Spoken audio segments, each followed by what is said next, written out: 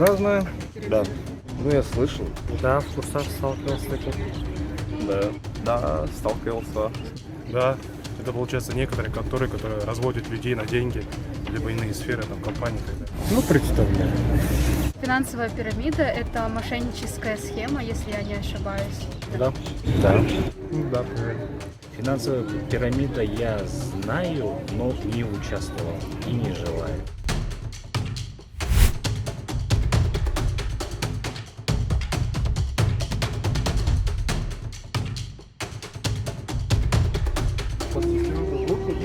Я считаю, да.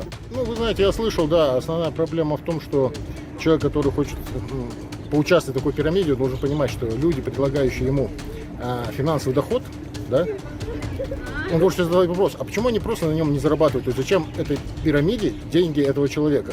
То есть если они знают, как работать на рынке, если они умеют зарабатывать на бирже, если они имеют валюты и прочее, зачем им посторонние деньги? То есть какой смысл в этом?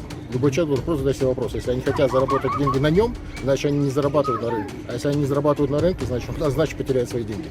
Это достаточно просто, но не знаю, почему это люди не понимают. Да, я считаю, что нужно привлекать к ответственности тех, кто рекламирует финансовые пирамиды, потому что множество людей попадаются на это, и много людей теряют деньги, залезают в долги, кредиты, и потом это очень плохо заканчивается. Да, нужно.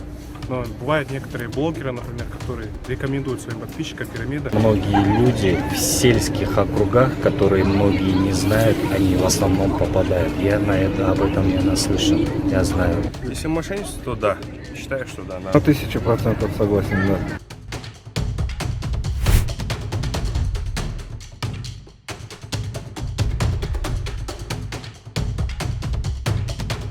Нужен, чтобы люди, по крайней мере, могли зайти и посмотреть. Честно, не знаю. Вы знаете, на законе КЗ публиковали недавно этот список на сайте, а какой именно сайт конкретно этим занимается, я, честно говоря, не знаю. Нет, не слышал такого. Я не знаю, но я читал на новостном сайте то, что там ссылка была, то есть где весь список, где какие мошеннические пирамиды. Нет, к сожалению, такой я, получается, сайта не знаю. Я не знаю, на каком ресурсе можно проверить такие организации, но было бы хорошо, если бы такой ресурс был. Ну, я думаю, наверное, это, скорее всего, ЕГУ. А этого точного я не знаю.